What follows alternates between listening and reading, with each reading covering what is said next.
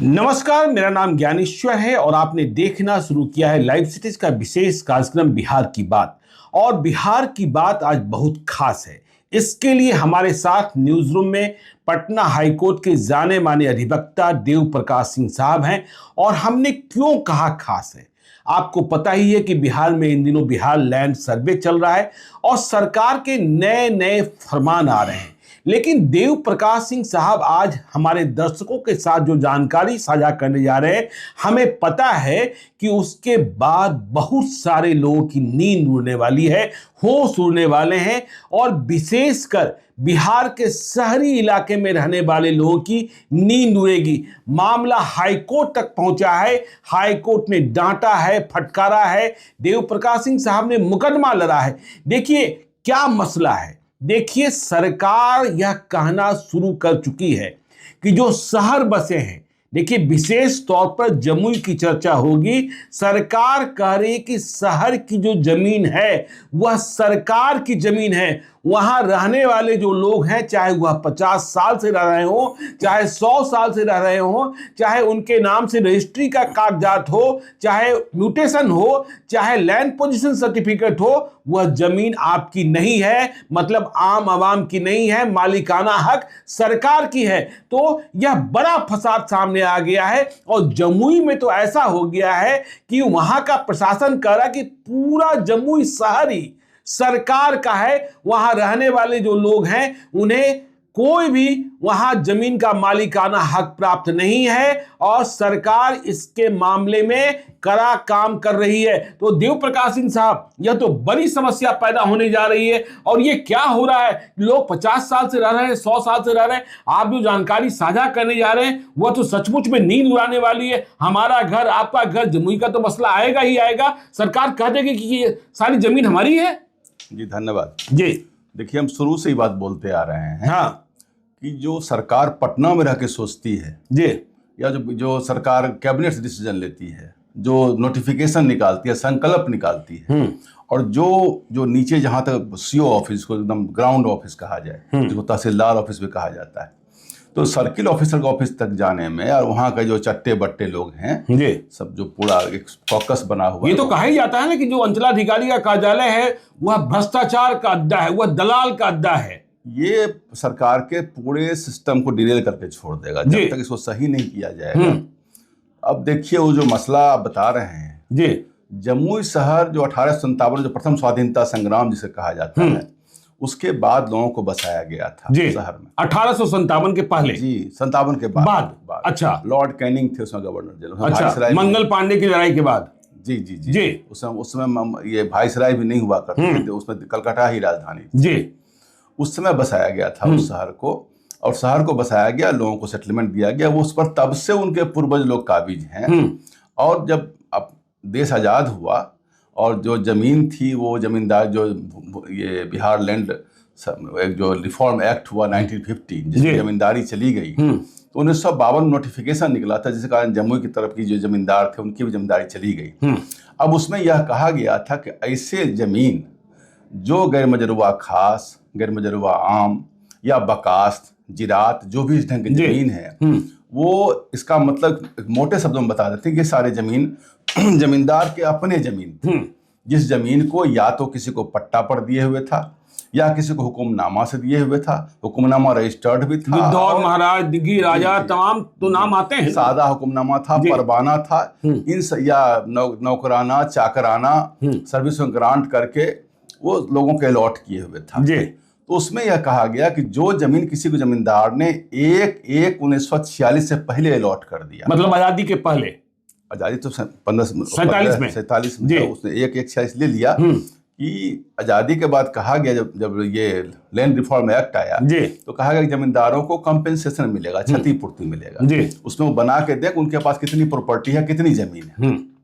यह जो कहा गया, तो सरकार उस समय की सरकार थी, उनको यह लगा कि अगर अभी हम बताएंगे जमीन किसी को होने पौने जहां तहां सेटलमेंट कर देगा और हमें कंपेंसेशन अधिक देना पड़ेगा। तो उन्होंने एक नियम बनाया कि 1/1/1946 से बाद का जो भी होगा उसको कलेक्टर साहब देखेंगे। अच्छा, सेटलमेंट। हाँ। और 1/1946 से पहले है उसको सीधे रैयत में, रैयत मतलब जो पहले से जो जमीन पर काबिज हैं जी, उनको रिटर्न में नाम समय रिटर्न देना था जमींदार को, जी, और रिटर्न दे करके जमाबंदी उनका क्रिएट कर देना है।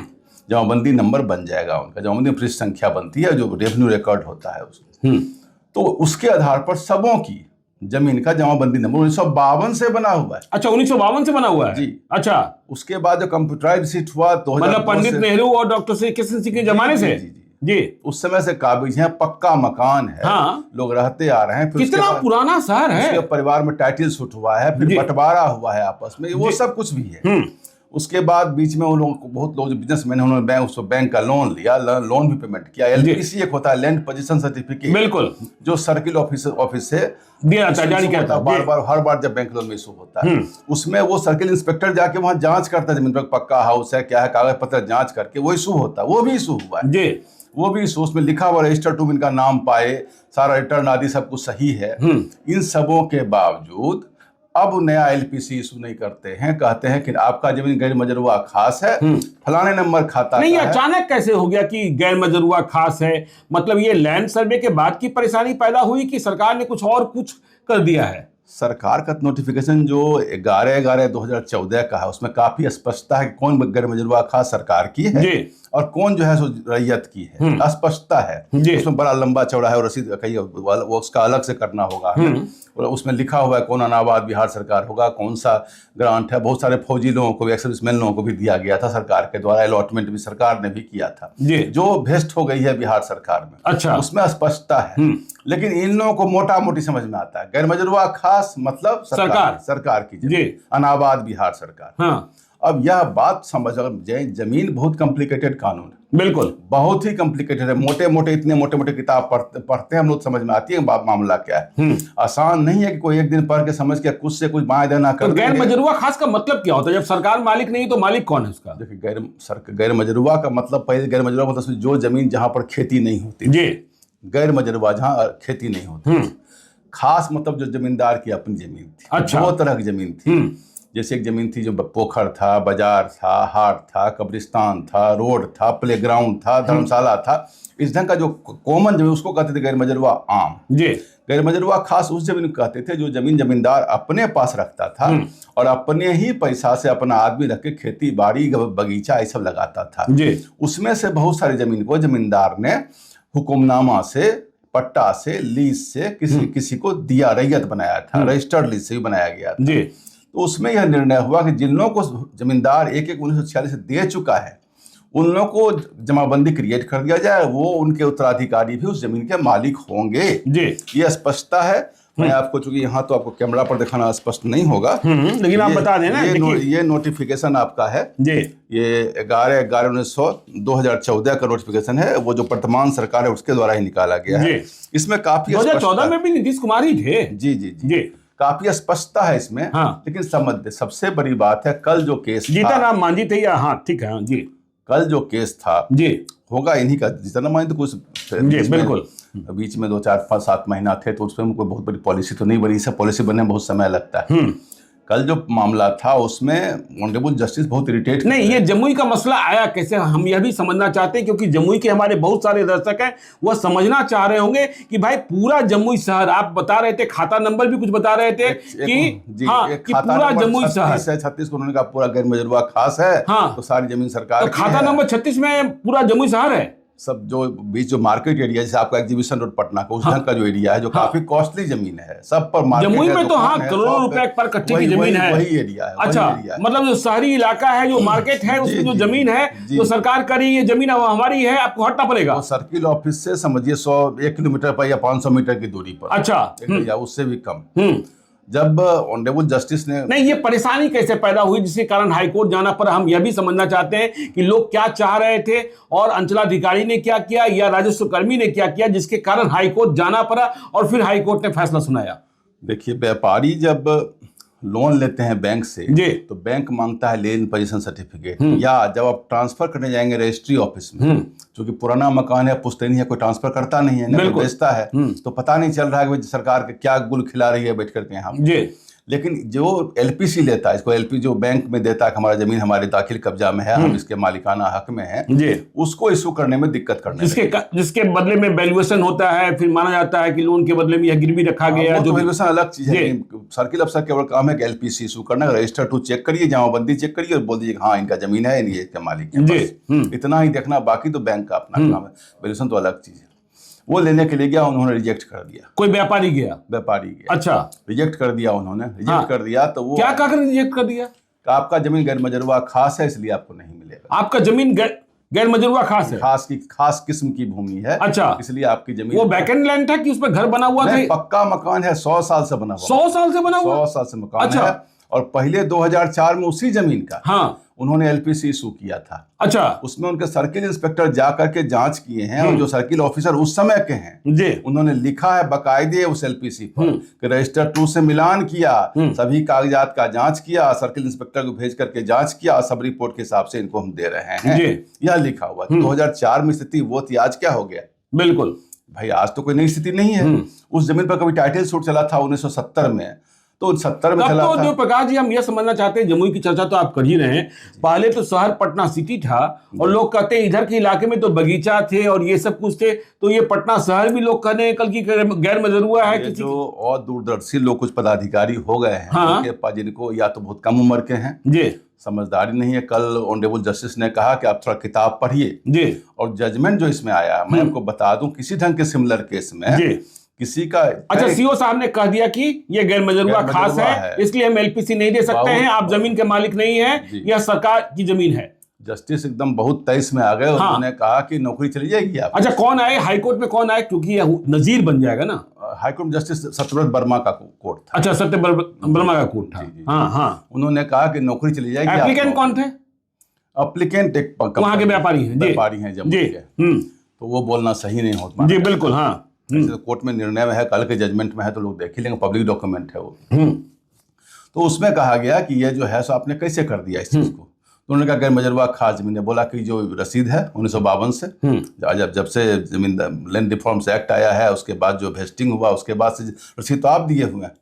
तो उन्होंने एक नजर कहा कि रसीद तो नहीं। आप यह भी बता रहे थे कि जब हाईकोर्ट ने पहले संज्ञान लिया, नोटिस जारी किया, 6 हफ्ते तक कोई आया ही नहीं, इसके बाद मामला जब आपने फिर से दलील दी और फिर इसके बाद हाईकोर्ट गर्म हुआ, तब फिर कुछ हमने अर्जेंट पिटीशन दिया कोर्ट में, चूंकि व्यापारी है, व्यापारी को चाहिए था बैंक का लोन। उन्होंने कहा कि भाई हमारा समय बीत जाएगा, ये समय बिजनेस। अच्छा, वो व्यापारी करोड़ों में बिहार सरकार को टैक्स देता है, करोड़ों में बिहार सरकार को टैक्स देता है। अच्छा जी, उसकी उनकी हालत है। हाँ, अब बताइए, मतलब ठीक है, हम लोग वकील की तो आमदनी बढ़ेगी, इस ढंग की और दूरदर्शी कानून बनेगा तो हम लोग का तो आमदनी बढ़ जाता है, जो कोर्ट में केस की भरमार हो जाती है, कोई वकील अनएम्प्लॉयड नहीं रहे।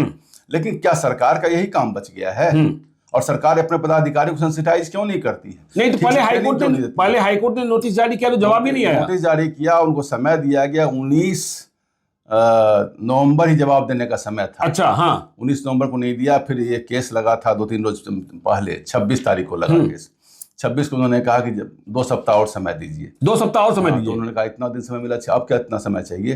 अब जो जवाब देना है कोर्ट में आकर जवाब दीजिए। उन्होंने कहा परसों कोर्ट में आकर जवाब, कोर्ट में जवाब दी। सर्किल ऑफिसर को फिजिकल अपीयरेंस करा दिया गया कि आप यहाँ खड़ा होकर जवाब दीजिए। जमुई के सर्किल अफसर को जी, कोई महिला है ना, कोई महिला है, प्रियंका यादव है, क्या कर जी, उनको कहा कि आए, वो आई तो उन्होंने कहा कि सो गैर मजरूआ खास जमीन है और इसे तो बोला, उन्होंने कहा कि सो इसमें कोई टाइटल सूट आप, उसमें स्पष्ट लिखा होगा अगर सरकार की जमीन ने आपके यहाँ बाइट भी दिया है जी, सरकार का जो सर्वे है, जो खतियान है, ये सब रेवेन्यू रिकॉर्ड है जी। रेवेन्यू रिकॉर्ड मालिकाना हक को कभी स्थापित नहीं करता। अच्छा, मालिकाना हक के लिए फिर आपको टाइटल सूट में जाना पड़ेगा। अच्छा, ये म्यूटेशन जो है, ये सब चीजें एग्जीक्यूटिव के हाथ में रहेगा, सत्यानाश हो जाएगा। हाँ, ये जो है आपको मालिकाना हक के लिए जाना पड़ेगा सिविल कोर्ट। सिविल कोर्ट एकमात्र पूरे भारत भूमि में सिविल कोर्ट ही डिसाइड करेगा। अच्छा, अरे उसके बाद हाई कोर्ट, सुप्रीम कोर्ट जाएगा। सिविल कोर्ट में इतना लंबा वक्त लगता है वकील साहब, जो भी हो, तब आप 150 साल से काबिज भी तो है वो। हाँ, मकान पर है, पोजीशन में। अभी देखिए हरियाणा वाले में ऑलरेडी सुप्रीम कोर्ट ने कहा कि एडवर्स पोजीशन का जो प्ली है वो गवर्नमेंट नहीं ले सकती जी।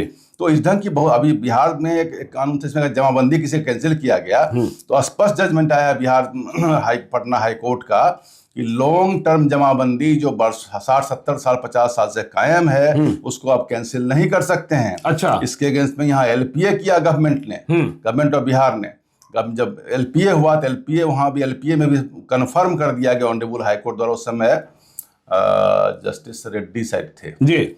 उसके बाद बिहार सरकार सुप्रीम कोर्ट गई। सुप्रीम कोर्ट ने वहां से 1 लाख रुपया फाइन किया बिहार सरकार को, किस ढंग के मामला लेके यहाँ कैसे आप आ गए। अच्छा, जब ऑलरेडी डिसाइडेड है मामला, वहां नीचे टाइटल से डिसाइड हो गया, हाई कोर्ट डिसाइड हो गया, एलपीए डिसाइड करती, यहाँ क्यों आप आ गए। बिल्कुल मतलब तो सबसे बड़ी बात है इस ढंग की बात में सुप्रीम कोर्ट तक चला जाना।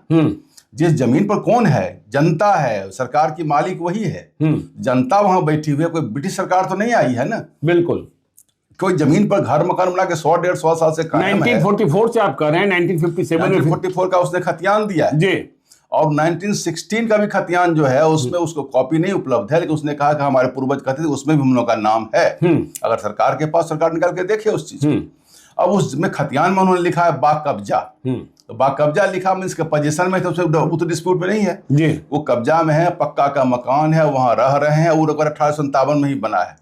इसको वेरीफाई करिएगा, देखिएगा, ऐसे किसी को जो 100-150 साल से है उसको घर से निकाल बाहर कर दीजिए। ये तो इस ढंग का कोई जबकि कल ही हम सुन रहे थे, देखिए दिलीप जायसवाल बिहार भाजपा के अध्यक्ष हैं, राजस्व एवं भूमि सुधार विभाग के मंत्री हैं, वह कह रहे थे कि देखिए किसी को कब्जा से अभी हटाया नहीं जाएगा, देखिए सरकार चिन्हित जरूर कर लेगी। तो क्या सरकार ने चिन्हित करना शुरू कर दिया है, इसलिए यह सब काम हो रहा है। देखिए सरकार जो पटना से बोलती है वो पूर्वा बयार है, वहां जो बह रहा है वो पछिया बयार है। अच्छा, दोनों में कोई तारतम्य नहीं है। हाँ, और आम लोग का दर्शन कहाँ होता है, सीओ ऑफिस से। आम लोग तो नहीं आ रहे हैं प्रिंसिपल सेक्रेटरी के पास, यहाँ आवे तो मामला बहुत सरिया जाए मामला। आम लोग सर्किल ऑफिस जा रहा है, और सर्किल ऑफिस आज के जितना फास्ट कम्युनिकेशन है, सब कुछ ऑनलाइन हो सकता है, उस समय में भी अब इस ढंग का है कि सर्किल ऑफिस का दादागिरी इतना चल रहा है। दादागिरी चल रहा है जी जी, कुछ ना लड़का को लड़की बना देगा, लड़की को लड़का बना देगा। अच्छा, ये स्थिति है। हाँ। जो शक्ति किसी के पास नहीं, हाँ, कि लड़का को लड़की बना दे, लड़की को लड़का बना दे, इस ढंग का पावर रखे हुए। कहते हैं लोग कि जिसमें प्रभाव होता है, जिसमें पैरवी होती है, सोर्स होती है, सिफारिश होती है, गड़बड़ करना होता है, रजिस्टर 2 ही फट जाता है। ये जितना हो रहा है, ये जो लैंड माफिया है उसको सब फायदा हो जाएगा, वो तो कुछ बना ही लेगा ले दे करके पेपर। अच्छा, आम जो लोग हैं जो बाहर नौकरी करता है, साधारण आदमी नौकरहारा मध्यम वर्गीय, वो दिक्कत में पड़ेगा। जब तक ये सीओ ऑफिस सेंसिटाइज नहीं किया जाएगा, जब उनका अपना ही कानून है कि कौन सा गैर मजरूआ खास बिहार सरकार का है और कौन सी जमीन रैयत का है, इतनी स्पष्टता दी गई, नोटिफिकेशन है। कल हाईकोर्ट में ऑनरेबल जस्टिस ने कहा कि आप अपना पढ़ते क्यों नहीं। अच्छा, तो क्या हुआ फिर? प्रियंका यादव आई वहां, क्वैश कर दिया उनके ऑर्डर को। अच्छा, क्वैश कर दिया, बोला 1 महीना के अंदर आप इशू करिए उसको। अच्छा, एलपीसी। हाँ, अगर आपके पास कोई दूसरा है, डॉक्यूमेंट है जिस पर आप क्लेम कर रहे हैं, आप जाइए सिविल कोर्ट। अच्छा, अब से आपके पास कोई शक्ति नहीं है, आप सिविल कोर्ट, इस पर बहुत जजमेंट आ चुका है पटना हाई कोर्ट का, अगर आपको जमाबंदी कैंसिल करने के बाद भी जमीन आप नहीं ले सकते जी। अच्छा, जमाबंदी कैंसिल करने के बाद भी आप जमीन नहीं ले सकते? जमाबंदी मालिकाना हक नहीं देता। अच्छा, जो सर्वे हो रहा है, आपके मैंने कई एक बार कहा, इस सर्वे से न तो किसी का मालिकाना हक बनेगा और न मालिकाना हक जाएगा। जी जी, अगर सरकार करेगी इस ढंग की चीज और अब कोई आदमी अपने सीमा से बाहर अतिक्रमण करेंगे तो कोर्ट में केस लाखों की संख्या में जाएगा, होने जाना कुछ नहीं है। लोग जमीन, बिहार के लोग जमीन के लिए क्या क्या करते हैं आप देखबे करते हैं। नहीं, अब तो सरकार कर रही है खतियान, बिहार लैंड सर्वे की बात कर ली, खतियान की जरूरत नहीं है, केवल आप प्लॉट नंबर और खेसरा नंबर बता दीजिए, उसी से काम चल जाएगा। प्लॉट नंबर खतियाने का ना होता है, प्लॉट नंबर खतियान का होता है। हाँ, खतियाने का ना होता है। अच्छा, लेकिन कहते हैं लोग की प्लॉट नंबर तो पता ही होगा। कुछ भी है, लेकिन कुछ भी नहीं है तो कब्जा अगर है, पोजीशन है तो जांच करके कराएंगे अपना बैठ कर। अच्छा जी, सरकार को रिलैक्स करना ही पड़ेगा। जो लोग बहुत दिनों से काबिज हैं और कोई पेपर उनके पास है जी, अब बहुत लोगों के पास, देखिए हमारे बेटे के पास तो कोई कल कागज न रहे, वो रहता है बाहर, तो कहाँ मिलेगा, नहीं मिलेगा। हम लोग, आप लोगों के पास बहुत सारा पेपर जो बाबा पर बाबा का होगा या नहीं होगा, नहीं होगा। बहुत सारे ब्लॉक में आग लग गई, किसी के घर पहले आग लगी थी। बिहार में आधा एरिया तो बाढ़ पीड़ित है, जहाँ पानी चला गया सब दह गया, कुछ पेपर है ही नहीं उसके पास। लेकिन कब्जा में अगर पूछेंगे तो सर्कमस्टेंशियल एविडेंस मिलेगा, उनका बगल में जमीन है, उनका बगल में है, वहाँ इतने दिनों से है, वहाँ कायम है, कुछ न कुछ मिलेगा। रसीद कटा हुआ है तो ठीक है, लेकिन जिनका ना कटा हुआ है, जिनके पास कोई पेपर नहीं है, उनको भी देखना होगा। अच्छा, उनको भी देखना होगा। जी बिल्कुल देखना होगा। यहाँ बदलेन जमीन बहुत होता है बिहार में। ये बदलेन जमीन क्या होता है? बदलेन जमीन होता है क्या, हमारा आप यहाँ है, आपका वहाँ है, तो आप वहाँ बड़ा कर लीजिए, हम यहाँ बड़ा कर लेते हैं, बदले में एक्सचेंज कर लेता है। तो ये तो आपस में हो जाता है। आपस में कर ले रहा है वो है गैर कानूनी, लेकिन जी। है ये प्रिवेलेंट, जी, ये चल रहा है बिहार में। तो फिर इसका कैसे निपटारा होगा? प्रिवेलेंट है और बरसों से चल रहा है, तो उस पर कुछ बनेगा नहीं हम कानून। अब तो बेडलाइन जमीन में जो असली मालिक होगा उसी के नाम से तो जमाबंदी होगी या बनेगी, लेकिन हाँ, कुछ कागज पत्र आपस में लिखा पढ़ी किया होगा, हाँ। लेन देन बहुत तो मुजवानी किए, सादे कागज पर लिखा पड़ी का या सादा पन्ना भी नहीं है ना, हाँ। मुजवानी किया हुआ। अच्छा अब तो कुछ पेपर हम लोग के पास आता है बंटवारा का, जी, गांव के काबिल लोग सब बनाते थे उस समय। अब लिखिएगा कहे ज्ञानेश्वर वाली जमीन, वकील साहब वाला जमीन, ये लिखा हुआ है। अच्छा, न खाता है, न खसरा है, न प्लॉट नंबर, न खाता है, न खिसरा है, न प्लॉट नंबर, कुछ नहीं, तो फिर कैसे रास्ता निकालते हैं आप? ज्ञानेश्वर वाली जमीन, देवप्रकाश जी वाली जमीन, देवप्रकाश जी रास्ता कैसे निकालते हैं? सरकमस्टांस से पूछिएगा समाज से कौन है ज्ञानेश्वर वाली जमीन, हाँ, तो बताएगा हाँ ये जमीन वो ज्ञानेश्वर, वो जमीन पूरे गांव जानता है। अगर अच्छा। आप बोल देंगे, जैसे पटना में बेली रोड को अभी उसका नाम है जवाहरलाल नेहरू रोड, बिल्कुल, कितना आदमी जानता है? आपका रिक्शा वाले को देख लीजिए कि हमको जाना है जेल में नेहरू मार्ग, जो पहुंचा दे आपको, जी, कहिएगा बेली रोड, हाँ चलिए पहुंचा देते हैं, बेली रोड पहुंचा देंगे। तो वही स्थिति गांव घर में भी है। सीमान एक होता है जिसको मुकम्मल कहते हैं, वो बनाता है। बहुत सारा चीज जो प्रचलित है उसको भी लेना होगा, उसको भी लेना होगा जी, क्योंकि बहुत लोग को यही पता है कि फलाना जमीन। लेकिन हमको वकील साहब ये बताइए कि देखिए आपके पास जो ऐसे मामले आते हैं और शुरुआत तो सीओ ऑफिस से ही होती है, और आप कह रहे हैं जो सीओ ऑफिस है वो तो खत्म हो गया। कल्प्रिट वही है, हाँ, कल्प्रिट वही है। हम ये नहीं कि वो काम सही से करे, हाँ, जो करना हो वो कर दे, उसके बाद डीसीएलआर के यहाँ जाता है अपील में। जी, बहुत जगह क्या होता है कि डिस्ट्रिक्ट मजिस्ट्रेट का उस पर भी एक जजमेंट है, एलपीए है पटना हाई कोर्ट का, उसमें कहा गया है कि बहुत जगह डिस्ट्रिक्ट मजिस्ट्रेट अपना एक फरमान जारी कर देते हैं।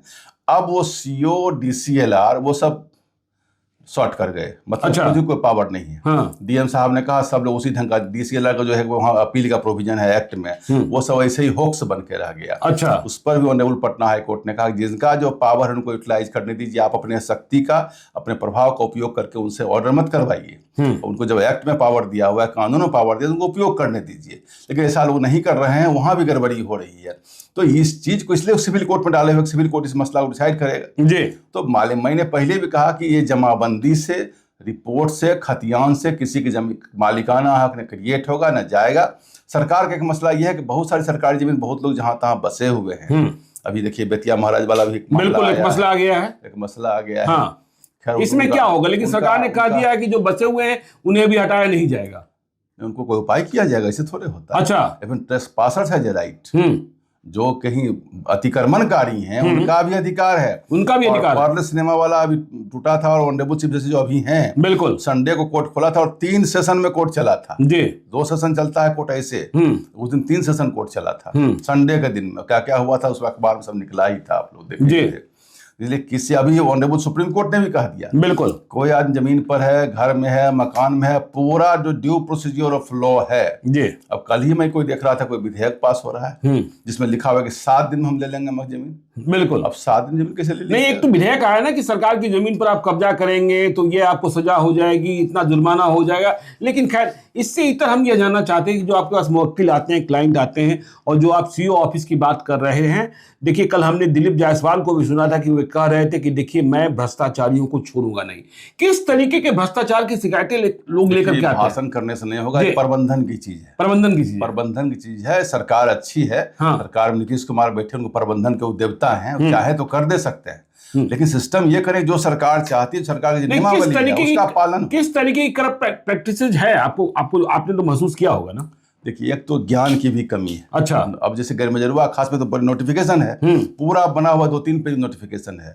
जजमेंट्स बहुत सारे जो लैंडमार्क जजमेंट है उसको देखना चाहिए ना, उतना जजमेंट को कोर्ट्स में लेना, सब तो नियमावली उसका प्रभाव पड़ा हुआ है। जजमेंट जो हाई कोर्ट सुप्रीम कोर्ट होता है वो कॉमन लॉ हो जाता है। बिल्कुल, जब कॉमन लॉ हो जाता है, कानून बन जाता है, तो जब कानून बनता है उसको लेकर पढ़ाइए, उनको बैठा के ट्रेनिंग दिलवाइए, तब कहिए भाई जब कैंसिलेशन से पहले 4 आंख से देखो कोई चीज का। अच्छा, किसी का सब्सटेंशियल राइट है, फंडामेंटल राइट है, राइट टू लाइफ है। कोई आदमी घर मकान में है, किसी का सर पर छत है और छत को आप छीन लीजिएगा, राइट टू लाइफ चला गया ना, तो फंडामेंटल राइट जाएगी, तो सारा कॉन्स्टिट्यूशनल कोर्ट कूदेगा बीच में आकर के, सारा कॉन्स्टिट्यूशन कोर्ट। बिल्कुल बिल्कुल। और कोकिल, अच्छा, बिहार लैंड सर्वे की जब चर्चा हम लोग कर रहे थे, देखिए आप तो लेकर बैठे ही हैं, बड़ी चर्चा हो रही थी, बहन बेटी बुआ, ये लगन का समय भी चल रहा है। ऐसे मुवक्किल भी आपके पास आए होंगे जो रास्ता खोज रहे होंगे, क्या रास्ता निकल रहा है और अभी क्या चल रहा है? एक्चुअली क्या है कि बाकी धर्मों में तो बेटियों को पहले से मिला हुआ था जी, बाकी धर्मों में बेटियों को पहले से मिला हुआ है, पहले से मिला हुआ मुस्लिम में और जो दशा ना छुआना कुछ है, लेकिन मिला हुआ। हिंदू धर्म में क्या मिताक्षरा कानून था। मिताक्षरा कानून आपको राजा जनक समझो याज्ञवल्क्य थे उनके महामंत्री, उन्होंने ही बनाया था।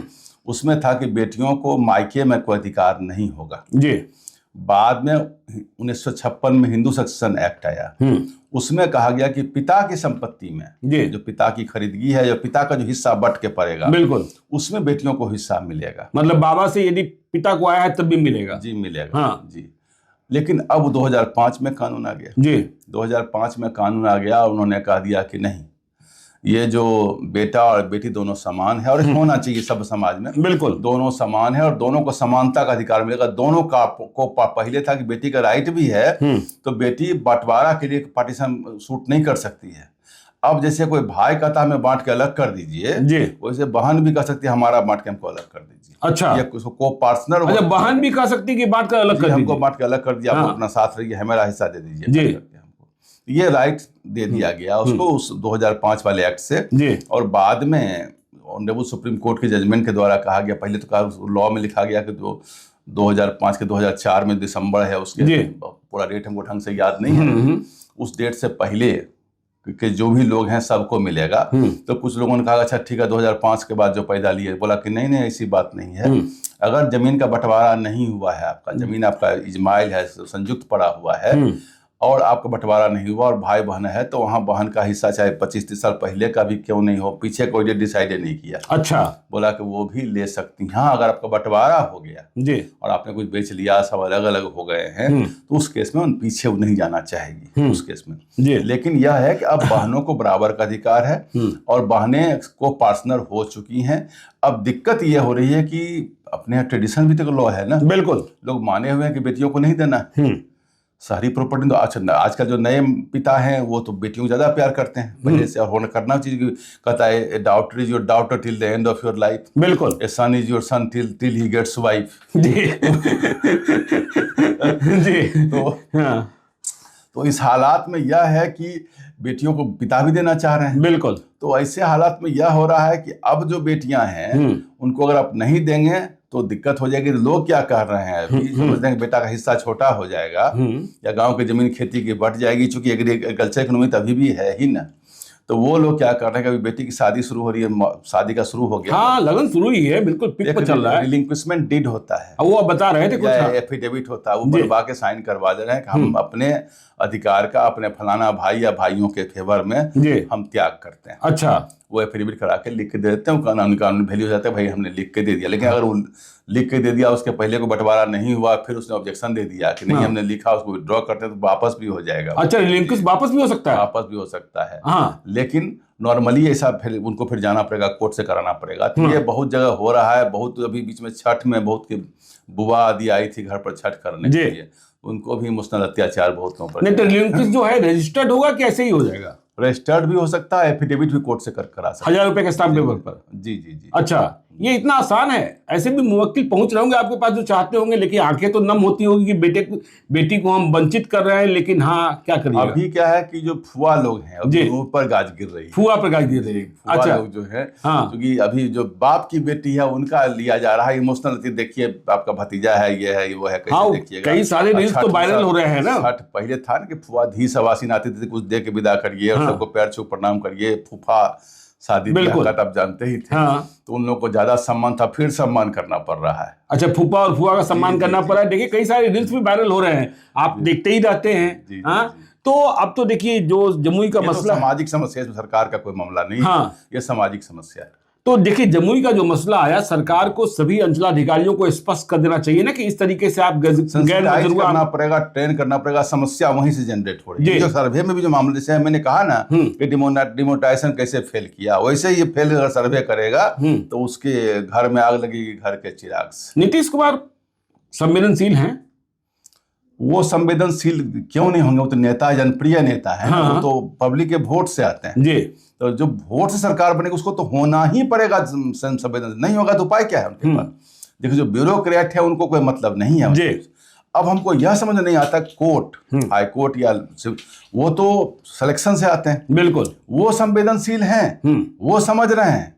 और रोज हम पढ़ते हैं कि फलाना आंगनबाड़ी का बेटा बीपीएससी में टॉप कर गए या फलाना, तो ये जो आ रहे हैं ये क्यों नहीं संविधान है लोगों के? ये प्रियंका यादव भी नई थी कि मतलब नहीं नहीं, अच्छा, नहीं, वो 30-32 साल की महिला से सब होंगे। अच्छा, इन्होंने पढ़ाई नहीं हुआ कानून? नहीं, पढ़ाई होंगी तो वो पढ़ के तो परीक्षा दे के आती है, जनरल नॉलेज और बाकी सब्जेक्ट पढ़ के आई होंगी। नहीं, जनरल नॉलेज और बाकी अब ये जो कितना वो पढ़ती है, उन्होंने जजमेंट पढ़ा, अगर पढ़ती तो इस ढंग का एक्शन नहीं ली होती जी, क्योंकि इसमें बहुत जजमेंट आया हुआ है। तो चलिए, आज देख रहे थे आप बिहार की बात, यह बहुत खास जजमेंट तो कल उनको मैंने दे भी दिया था। अच्छा, आपने दे भी दिया? जी जी। कुछ फाइन नहीं लगाया हाई कोर्ट ने? नहीं, फाइन नहीं। अच्छा, माफ कर दिया है? कुछ नहीं, कुछ 1 महीने के भीतर कहा गया, 1 महीने के अंदर इशू कर दीजिए। चलिए, तो देखिए, आप देख रहे थे, सॉरी कह दिया था, सॉरी कह दिया था। बिहार की बात, ये बहुत खास कार्यक्रम, और यह जानना आपके लिए, क्योंकि सरकार यदि गैर मंजूर जमीन मान लेगी तो फिर आप जहां रह रहे हैं वहां आप क्या होगा। तो आप देखते रहिए लाइव सिटीज को। यदि अब तक आपने हमारे यूट्यूब चैनल लाइव सिटीज को सब्सक्राइब नहीं किया है तो जरूर कर लीजिएगा, और यदि इस वीडियो को आप फेसबुक पेज के माध्यम से देखें तो पेज को लाइक कीजिएगा। हैंडल एक्स पर भी हमें फॉलो कीजिए। धन्यवाद।